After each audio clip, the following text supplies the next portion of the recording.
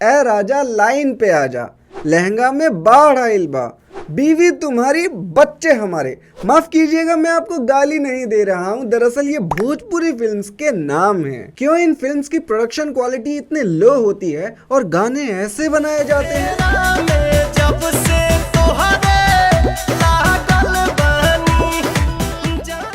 किशोर कुमार, मोहम्मद रफ़ी, लता मंगेशकर जैसे बड़े सिंगर्स इस इंडस्ट्री में गाना गा चुके हैं और कुमकुम और हेलन जैसी बड़ी एक्ट्रेस इस इंडस्ट्री में काम कर चुकी हैं। फिर क्यों ये कहने लगे हमारे लहंगे के अंदर वाईफाई? तो भोजपुरी फिल्म्स इधर से इधर कैसे पहुंची, चलिए जानते हैं भोजपुरी इंडस्ट्री की कहानी प्राग फिल्म टॉकीज में।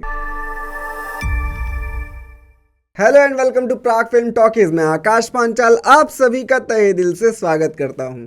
भोजपुरी इंडस्ट्री को 3 फेज में हम डिवाइड कर सकते हैं, एक 1960s, 1970s से 80s और 21वीं सदी। ये इंडस्ट्री स्टार्ट हुई थी एक फिल्म से जिसकी बहुत इंटरेस्टिंग कहानी है। देश के पहले प्रेसिडेंट राजेंद्र प्रसाद एक अवार्ड फंक्शन में एक्टर नाजिर हुसैन से मिलते हैं। अब क्योंकि दोनों ही बिहार से बिलोंग करते हैं तो प्रेसिडेंट साहब नाजिर हुसैन से कहते हैं कि आप भोजपुरी में फिल्म्स क्यों नहीं बनाते, और तब बनती है देश की पहली भोजपुरी फिल्म गंगा मैया तोहे पियरी चढ़ेबो। ये फिल्म ना ही बॉक्स ऑफिस पर हिट थी बल्कि सिल्वर जुबली बनी।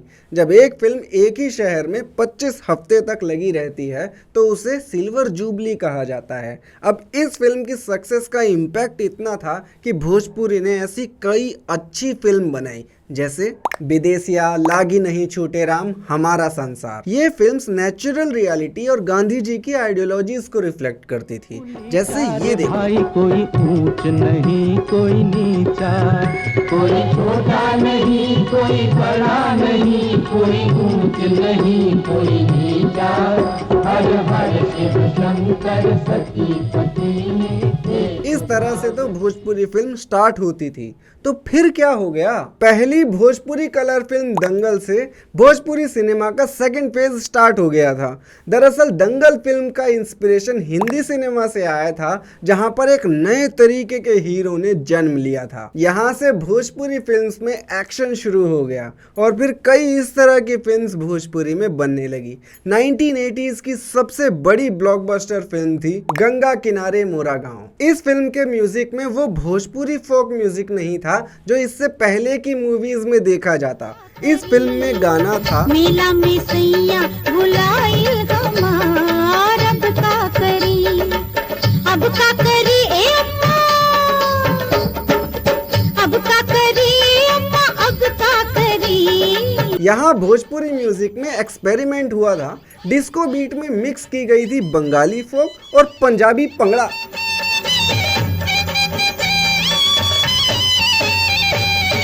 इस दौर की वजह से शत्रुघ्न सिन्हा और किशोर कुमार जैसे फनकार इस इंडस्ट्री में काम करने लग गए।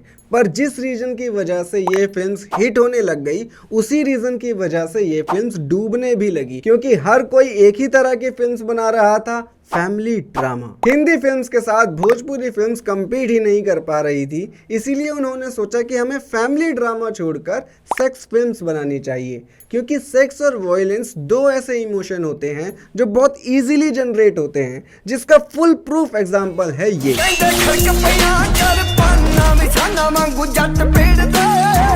काफी टाइम से इस इंडस्ट्री में रूरल और रीजनल आइडेंटिटीज पर सॉन्ग बन रहे थे, पर लेट 90s के बाद कई म्यूजिकल आर्टिस्ट फोकस करने लगे कमर्शियल सक्सेस पर। कमर्शियल सक्सेस चाहिए और हिंदी सिनेमा से compete करने का प्रेशर, तो क्या बन सकता है? कमरिया लॉलीपॉप लागेलू, पलंग से चरचर। आरती भट्टाचार्य जो फर्स्ट फीमेल भोजपुरी डायरेक्टर हैं, उन्होंने ये बताया है कि प्रोड्यूसर को 2 से 4 सेक्सुअली अट्रैक्टिव सॉन्ग्स फिल्म में चाहिए ही चाहिए, जिससे मेल ऑडियंस अट्रैक्ट हो सके। इसी रीजन से भोजपुरी सिनेमा का एक नेगेटिव परसेप्शन बन गया पूरे देश में।